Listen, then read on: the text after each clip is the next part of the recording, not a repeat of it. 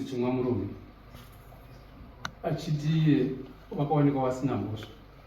Munhu ane mhosva mukorori wavo akaroora ndiye anofanira kunge achisangana nemacharges aya. Asi ini ndavati judgment iyi handisi kuona judgment iri kubva kuna magistrate, ndiri kuona tsamba iri kubva kuna lawyer. Saka ndati ndichangamiri ndichanzwa mukauro kuti panoitwa sei, nokuti tsamba yandakavati vauye nayo marecords ekukoti anoratidza kuti magistrate akati zvakati, pasapa lawyer yake dhoro rikuti magistrate akati zvakati. Saka ndomamirira ere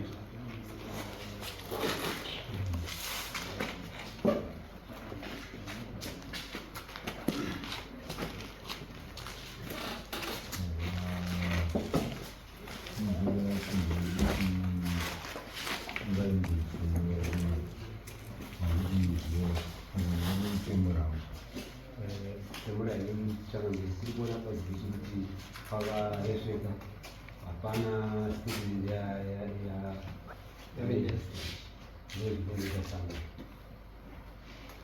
statement ya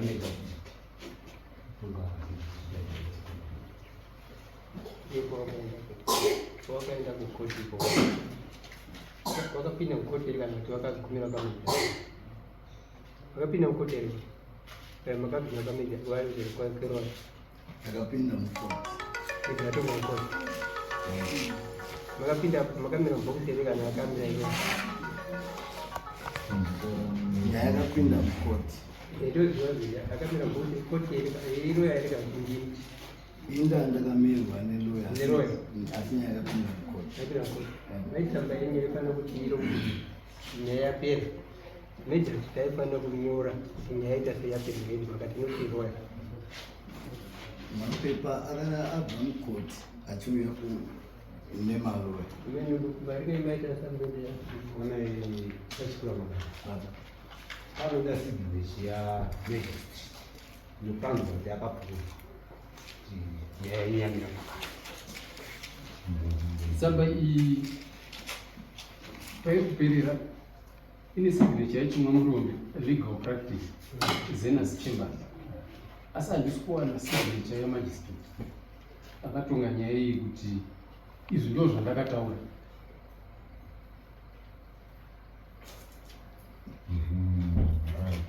Zviri kuratidza kuti vakachimwa murume hawana kunge vakamupinda mukoti, vakaenda kumira neloya yavo, ndo rakavapurivha nyaya. Ndokuti takati ngaiende kuna magistrate inoiswe recommended ikoko yozodzoka vheki toigara nayo pasi. Saka ini makaenda kuloya handina zvandingagone kutaura neni pasina signature yeloya yamagistrate kuti ndakaiona nyaya yamakatonga yakamira yakadari asi pakati panonzi zvakati mambo. Handinoona hazvina kuitika. Yenyu makapuhwa ikaenda kuloya, loya rikaita legal yacho akati ndabva kupi kuna magistrate. Saka ini ndati handigoni kuzvibata. Still maenda kuna magistrate motaura kuti magistrate tsamba iyi yakabva kuloya rangu. Loya iri ndo rakauya muno ndo rakandimirira. Inda ndisipo ndandiri kunze. Tozviziva kuti unobhadhira mari kuloya, loya romirira nyaya yako yosova, nyaya yako yopera, asi magistrate anoisa stamp signature yake yokuratidza kuti mhosva iyi ndaitambira ndaigamuchira, zvamakaita makaita zviri kunze kwemutemo, law inoti zvakati. Vana baba saka ndati handigoni kudzira nayo ndekuti haina true information yakazara kuti izivikanwe kuti yabva kuna magistrate sematsananguriro takaita. Haina ini muchinzi hamuna mhosva asi mwana wenyu ndiye ane mhosva. Saka tati chinomboisendeka kana maona kuti hazvisi kuita imimi dzokorai kuti muende koita ikoko kuti mambo ati handibati nyaya iyi. Tingadai tiri kutaura nyaya ine chiitiko chakanyatsokuvhurika chinojeka, saka haina kuvhurika vatambani, yakavharwa. Mazvona haina kusvika kuna Majesty kuti tinyatsokuona kuti shuwa Majesty akataura izvi. Inini zvandakataura ndanzi mambo wakanyanya kuisa mutongo wakakura panzvimbo izvi, ndekuti munhu yaana mhosva, ane mhosva mwana wake. Ari munhu here mwana wenyu? Iye mwana wacho muri kumuigirei kuti asati aite dare rake muhemi. Tiri kunedza kuchii imimi baba? Regai nditange kutsanangura rushoma. Ndakapiwa judgment pano zvikanzi ndinoenda kukoti, ndikauya ndikabhadhara $10 ndikaenda kukoti. Ndaenda kukoti ini semutemo wenyika unotendera kuti unotsagana nekumirira kana uchinge uine nhau yako. Saka ndakatsvaga loya tagara tinaro mumba kwedu, ndikaenda ndikataura nyaya ndikabhadhara mari. Wakanyora mapepa, vanyora mapepa, pakabviswa mari messenger of court ikaenda ku St. Mary's kwana baba mukuru, wakanopiwa mapepa. Tikanzi musi wa 31 October nyaya yanga ipinde, tikapinda mukoti, asi vandaifamba navo havana kukwanisa kuatenda koti. Saka tiri pakoti ndakabvunzwa kuti vamwe vari kupinda navo vakonde vapa mudakaniwa yanga iri suppose kupinda panumber 2, ikazi tombovamirira, dzikatongwa dzimwe 2-3. Wakaenda malawyers kwakereka kukoti waifambidzana ikoko, zvikanzi masamoni akasainwa. Saka ndopa wakanzi akapiwa go ahead yapindei baba nyaya yedu yakuti yakumapproceedings akwe. Tikapinda mukoti, tapinda mukoti ninda semunhu akamirwa, malawyer mairi ndovangu vari patebhuri, ndakagara pasaini. Nyaya ikatsanangurwa zvese, manyuro yanga yakaitwa kuni Majesty twarimo evechidzimai, vakataura vachibvunzana nemalawyer vachipindurana PPS makazara. Saka ipapo paitaurwa nyaya, ndo paibvunzwa kuti ko ukama huripo iwewe naSikai. Ndikati Sikai kwandiri murova, mwana wangu ndiye akanga achigara naSikai. Majesty anenge achinyora aitaura nechimwe, asi ndaizvinzwa. Zvikanzi koimba ndeyani? Ndikati imba ndeyangu, ava vanhu vaigara pamba. Zvikanzi vane makore manga. Ndikati mwana wangu ane 31 years. Zvikanzi eji yake yakura, akuzvimirira. Saka ndakavati inini ndakavati tsvagai kwekunolodza, tora mudzimai wako muende kunolodza. Zvikanzi ikodzero yako nokuti imba ndeyako. Saka iwewe hauna mhosva, vaitaura nemalawyers. Yapedzwa nyaya vakabva vanyora, tikati ngatibude baba, tikabuda. Zvikanzi nyaya yenyu yatongwa. Saka izvo yatongwa, pane new judgment kuti iwe hauna mhosva. Ane mhosva ndiye akanga aitora Sikai. Tezvara haasungi pfuma kunomwe tezvara. Ndikati handiri kuzvinzwa. Saka zvadaro ndo mafambiro akaita chi. Ava vana vangonza vanga vasi kuti havana kuuya kunatenda koti. Koti takapinda, asapinda ndo mafambiro yakaita. Saka kumapepa ndo vakanga kuzo aipiwa malawyer, ndo vakanga kutora mapepa ndizopiwa kuofisi kwavo. Pandakauya kekutanga nditaura kuna clerk yakoti, vakanditi tikuda judgment yabva kukoti. Ndikati zvakanaka. Ndikadzoka ndikati ndanzi judgment ndiyo iri kudikana kuti vanyatsokuona kuti zveshuwa ine date stamp yekukoti. Zvikanzi atazvinzwa, wakaenda kufaira wedu wakanovhura, ndobva wazoisenda pafoni vatafotokova vataipa. Ndobva ndaenda futi vanondipa mapepa aya nejudgment, zvakastembwa zvese zvakatsanangurwa ipapo.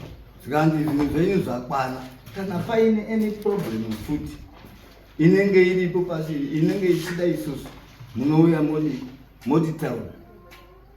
Nyaya haina kuitirwa kuofisi yemalawyers, yakaitirwa mukoti. Nyaya yakaitirwa mukoti chief.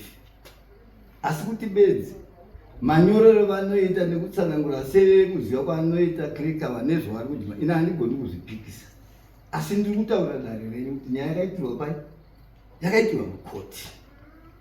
Zvokuti kana kuenda nhasi ndokuti ine case number yaizobvepi, clerk of court aizosainira kupi, mamwe mapepa taizomaona kupi, izvozvi zvichioneka kukoti. Vakakubvunza kuti ini makasungirwa chii kuti kuende kwamama. Vakabvunza question yekuti makasungirwa chii kesi iri mwana wenyu kuenda kwamama. Makasungirwa chii, vakambobvunza iri kukoti. Pakutanga aibvuni mukutaura kuna majesty. Kuti andikana uri mukoti vanobvunza kuti mhosva yako ndiyei. Vakakubvunza iwe kuti iwo zitoti kwamama vakasungirwa chii, imhosva iri kukerwa. Inini ndandisina access kutaura nayo, ndandiri pabhokisi nekuti ndandine mumiriri. Mastatement atakataenda nawo, judgment ndakabva muno ndakaenda nayo, ndiyo vakanga vakushanda nayo. Kana uri mukoti anobvunza pamusoro kana roya rinobvunza kuti mimi mpenyu makaenda kune roya harina kubvunza, handikutsanangurira roya nyaya yacho yese kuti ndakasungwa zvakadza zvakati. Wamukoti vakabvunza here iye mezasi kuti iye akasungirwa chii kuti azoende dare remwana wake. Pakufa pakutojaire judgment havana kubvunza ndokuti already mastatement vanga vakasupplywa kudhara vachibvunzwa paino process panyaya ichatanga. Ndokuti vanga vaine statement nejudgment yakanga yabva kuno, ndo pandakanga ndabvunzwa musi wekutanga kuti nyaya yakamira sei, ndikati statement iyi zvakafamba zvakadai. Ndokuti kana vamudara majesty haachabvunzi izvo, mastatement anenge atotorwa kare. Nyaya yenyu yanga yakanaka chete.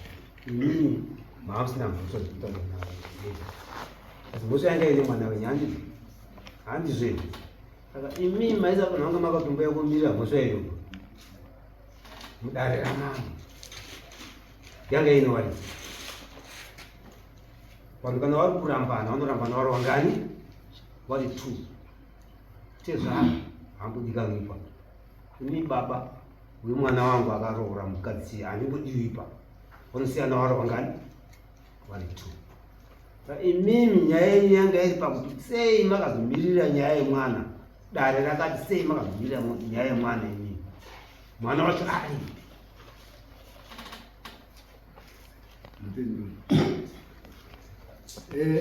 ndofunga makandibvunza zuva rekutanga kuti wauya sei. Ndakapindura inini ndichikupai mhinduro yekuti inini chandidhonza kubva kwandakauya, mupurisa wedare akasvika kumba achidaidzira tiri kubvunza Samuel Chikwira Makomo. Samuel Chikwira Makomo ndini, ndo zita rariri. Zvakani ndauya muri kudikana kudare kwachief, muri kupomerwa mhosva nababa Mukonza. Ndikati ndikavatsanangura ivo vakataura, ndikati alright, kuti ndirambe zita nderanga. Inini chakandiunza kuno izita rangu ranga rakanyorwa paSamuel, ndo rakandionza kuti ndiuye kuno. Ngaitipedzise nyaya yenyu titaure kuti imimi magota moto wembavha, mwana wenyu yakaita mbavha, akaenda kobira umwe munhu mwana wake, obva agara naye kuita bhoyi, vorishandisa. Pidipwi ipapo otiti iwewe bhoyi handikupi mari yeuwekazi, get away, chibuda uende. Imi ndokubva mawirirana kuti waita zvakanaka mwana wangu zvawaita, munhu inhotsi aisekikana pamusha pangu ngaabuda aende. Mwamati iwe chigara uri kusai, ini ndaakumirira mhosva yako ndiri kuno ndichazvipedza. Ini ndakataura musi wekutanga, torai mwana wenyu auye, tezvara wenyu apa, mwana wenyu apa, ndo wanotaurira noti inini. Handina kutaura here kudaro kuti imi mamufanira kunge makamirira mwana wenyu. Mwana wenyu anofanira kuzvimirira, makazvipa kuti hora ndasungwa pamusana pemwana wangu. Mwana wangu wacho ndi James. James uya nyaya yako ipedza nyaya yako ina handimo mukati menyaya yako. James obata nyaya yake wozvipedzera natezvara vacho. Handitibwirani ndofunga ndakazvitaura kuti pana tiri muno kuti ndiyo nyaya inoitika. Imi musanyengedzwe nekuvharidzira mwana wenyu kusaini. Muri kumuvharidzira kuti aite sei? Torai mwana wenyu auye. Shamwari uya kunyaya yako upedze nyaya yako. Haiperi nyaya yako kana usipo iwe. Ini baba handina changu, handina kukunyangadza, ndakakubereka kuti uone nyika, uone nzvimbo, uone magariro eupenyu. Nhasi unoona ndakuti ndaturabhuwa pamusana pako. James ngauye ndiye wati kuda kuti agare pacheya nemukadzi wake nekusiyana kwawakaita. Musi wawakadanana maamusipo, musi wawakarara wese maamusipo, asi nhasi ndima kuchifamba mati James gara, ini ndakufambira nyaya yako. Ndo zvandataura kuti pepa renyu harina iri recommended yekunzi raiswa naMajor Street rabva kune lawyer lenyu. Imi mendai motaurire lawyer lenyu, lawyer ukwakaoma ukushamwana. James ngauye azvipire, noti inini, ina handina mhosva. James mwana wangu ndiye ane nyaya idzi, saka indopikira here mwana nyaya yemwana mutete. Mungaende kovharirwa imi, James aisara kunze. Moenda kugara 30 years makavharirwa. Munozvida here James osara hake kunze ndokuti ndibaba vangu vakandibereka. Munozvida here baba? Hamudi. Saka ndo zvatiri kureva kuti endai mutaurire James.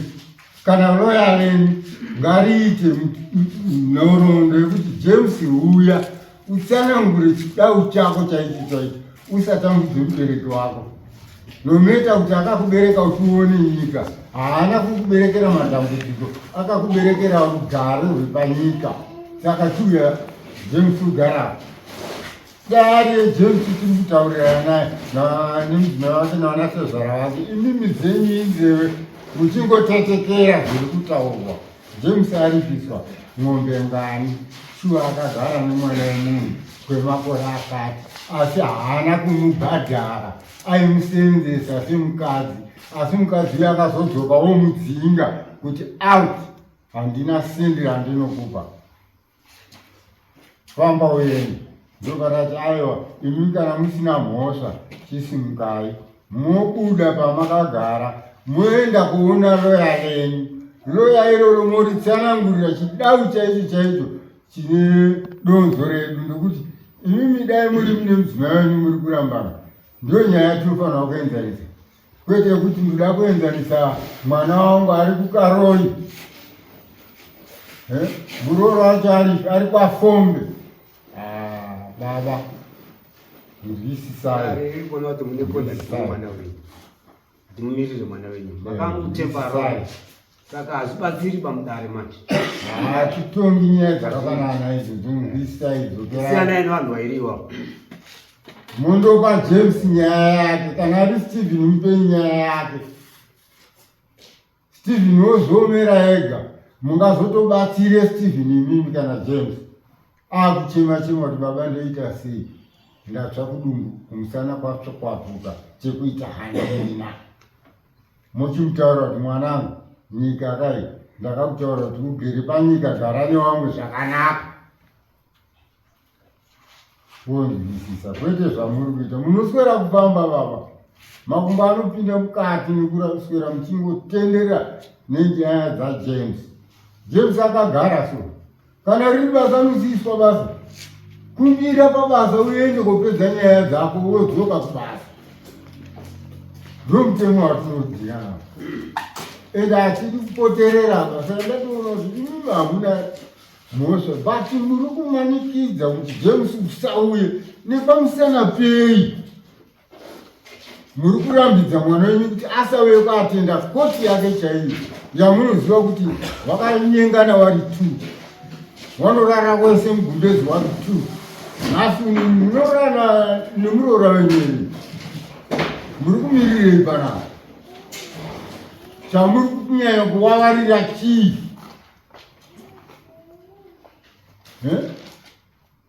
Hatisi kuda nyaya dzekutenderera baba.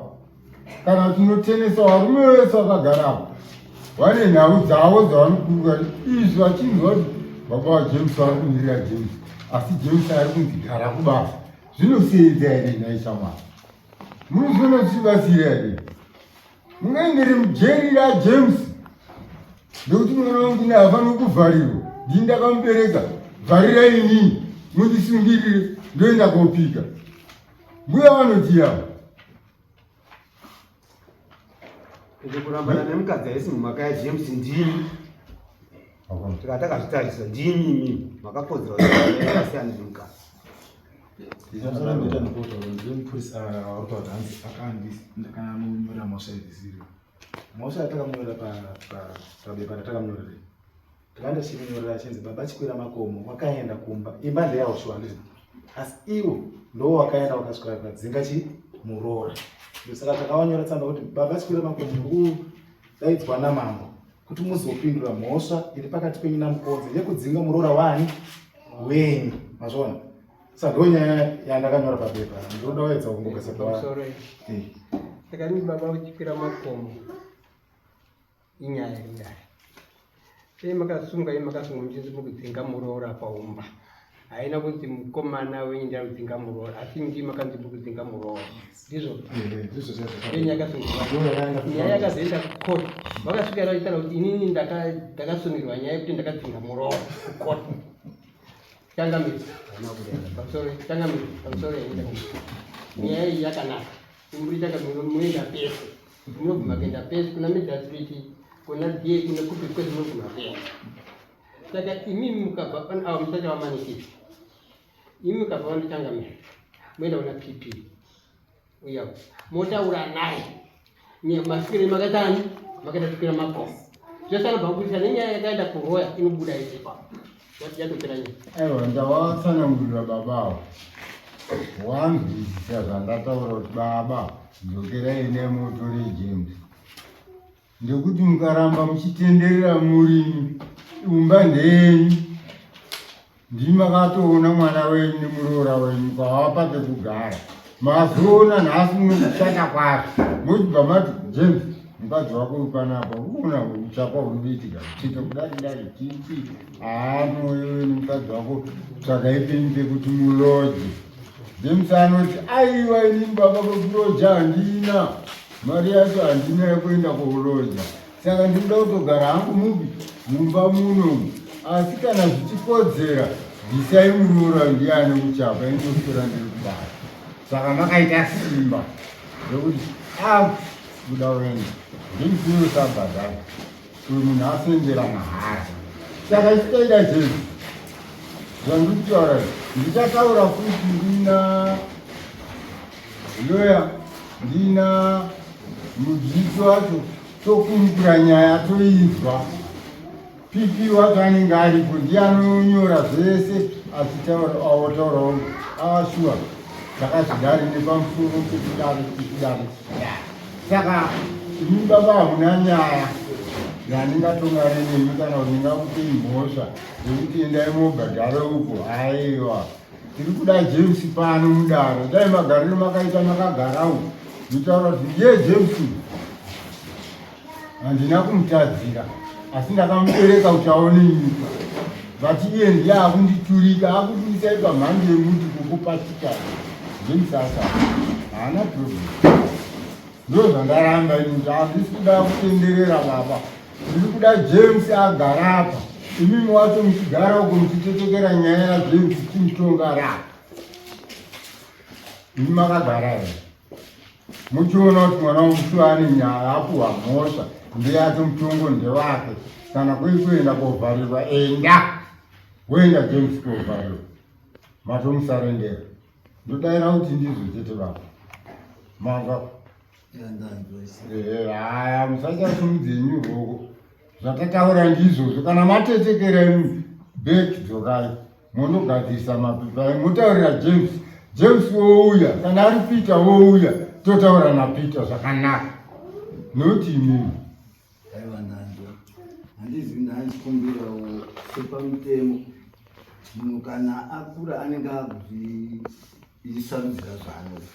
Ndaikumbira dare renyu kuti kana riri samoni ngaribve mudare munomu rotumwa nevanotakura masamoni ronomusamoni owi akabata samoni rake.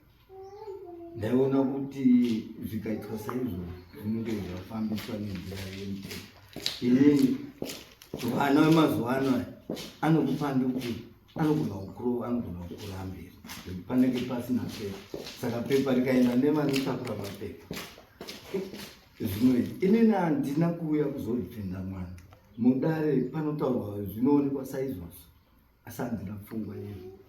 Onai baba, dai mashoko makatanga kutaura mudare Samanai James musina kubva kumirira mweya James makangoti kudzipeisa tumempurisa aine kusunga James awo ine munyaya macho handisimo wamanyarara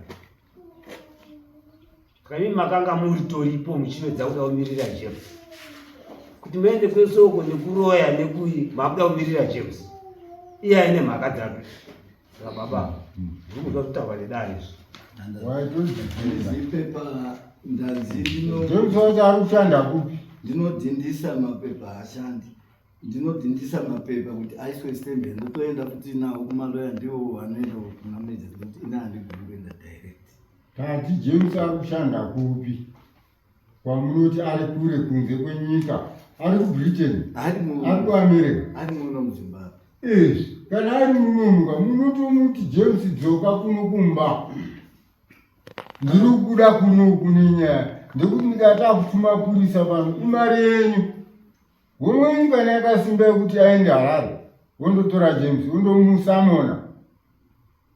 Anti munozviziva kuti kana wakuenda kosamonwa nemunhu afamba chikonzi chinongosvika kupa pepa raunopuwa isamoni yawapuwa uri kudikana chikonzi unotoya wakabata mari yacho. Kana iri $100 unotoya wakaibata unotosvika kupereka mari yako then usati wataura nenyaya dzese idzi. Ndiwe here Peter Ehunde wakanga uine chikweti chemari yakati bhadhara loyara mumburi akauya kukutora wobhadhara unzi chipinda mudaro. Saka ini makati aiwa ndoda kuzvikasa kuzvimirira sababa waJames ndokumirira. Saka tati aiwa baba nyaya yakanaka saizvo ini idzokerai modzoka motaurira kana riri chamwari legawo nyora tsamba inoenda idaidze mwana wangu ngatosungwe izvozvi ngatozvipira kuti ngaende mujeri. Handingatambudzikiri mwana wangu benyu ndokuti ndakamuzvara akatakurwa nemudzimai wangu 9 months. Haisi nyore ba hafu yegore munhu ari mudumbu. Baba makura musadaro. Pfungwa idzodzo bvisai mudziraso kumite mweya weupenyu hwekuchengeta mhuri. Maiyo ndamboona masimuraro kutaura chinhu chingachashotwa vanhu kuona sevakati vandei bhagwagwa vatidimburi tore zvimwe vanhu vandikuenda mukadzi waJames wa ndimukadzi wacho iwo baba ndiwo wakatodzinga murora pamba kuti Baba. akukuona watofamba kuzvari kuramba ndiari kuramba neaudio itoripo pafoni mwana wangu kana musuna akaya akaisa wanitritesi zvawakaita baba akada kukuona wabva pamba pangu nezvinhu zvako. Mwana akafona neusiku kuti baba indatambudzika ndodini. Murume wacho akamusiya aripo anambomutera kana nanhasi nokuzomutuka kuma12. Baba iwawo varipo kumba kwasvika. baba ini muri kudhonza muchemuche musoro ini Woni itoripo.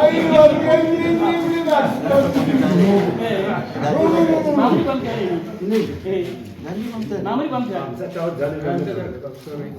gedzai mai vataurawo imi musachasimudze ruoko. Ndakakubvunzai musi wekutanga muno mudare muno muchikuyeuka here baba? Vakomana musadaro. Ati muri kuona kuti kuenda kwamaita muri kutoenda nenyika hamusi kudzoka bhegi babavo. Mai wakabva wadzinga muroora imi vakazoitawo sei pavakadzingwa? Akadzingwa mwana ndopaakashora baba kuti ndadzingwa natesvara. Kuti mwana wacho kuti zvanzi asi kushanda atoshanda kwamutara makombi ndokanoshanda. Ndiwo akatomudzinga kuti ibva pamba pangu nezvinhu zvako nanhasi izvi zvamwana kuzvitori panze so ndokwakatoenda malemwezo. Ukaona mhaika ndambobvunza kuti baba wako wakaenda kakwira makomo achienda kukoto, vakataura here nyaya yavo kuroya kuti nyaya yekuti ndakadzinga murowa, vakataura ine nyaya kana kutaura nyaya yekuti nyaya iyoyo kai iri kupoterera dai mudzimai wacho wemwana aripo izvo mauya imi yabva yabuda pachena kuti baba wakadzinga chii muroora. Saka ngatichienda mutori mwana wenyu baba, kana muine pfungwa dzakakwana 5 mumusoro dziri kudhonza, endai mutori mwana wenyu ari kutsanangura pa. Imi makagara uko iye ari patebhuru achitsanangura nhoroondo yezvamakaita. Isuda kukujekeserai, tokugezai maoko, hatisi kuti makashata, makanaka. Saka makamubereka Pita kuti Pita mwanangu uda kunze uone nyika mamiriro yakaita, asi iye ndiye akanganisa. Saka isi mhosva yenyu baba. Ndandanzo. Kumbira upepa landindidzoke naro ku kanzi rinodzinda zvakare kuti make sure kuti ranobva mukoti ameno kana munoripuhwa modzoka naro mondotaura sematauriro tiri kuita kuti mambo ati ine handina mhosva. Mhosva ina James mwana wangu wandakazvara, ende shuwa ndini ndakadzinga muroora pamba pangu. Ndaona aine uchapa, musha ndewenini, mwana ndewangu. Saka ndakati buda nemukadzi wako mogarewo, wopa pepa rekuti ngatorwe auya kudare kuno. Ndiye watiri kuda noti inini. Handabvaise asi ndiri kurapikisana nezvekuta kuti ndandiri kwambe izvi hatisine nazvo izvo zvinogadziswa nedare. tinodzoka futi ini ndandisi kwamutare, zvinogadziswa nedare. handisi kwamutare. Hapana vachakuitinisa zvamuri kutaura kuti mausiku. Vari kutaura nezvekuitisa ndiani. Baba imimi munoti mamusikuba tati pamudiwa mwana wenyu nemuroora wacho ndazvigamuchira. Wasanangure wega zvamakaita inini chokwadi chinobuda pachena. Mosara muri pakati ndazvigamuchira. ndaramba kuti ndandiri kwamutare. vakasvika makomo makunopedziwa nongwa mangapedza mapohwa yakakwana mangonzi shei dzaivaridzi vechi venyaya vabva vapedza mambo gamuchira izvo modengaunga tinotenda saka munozotoona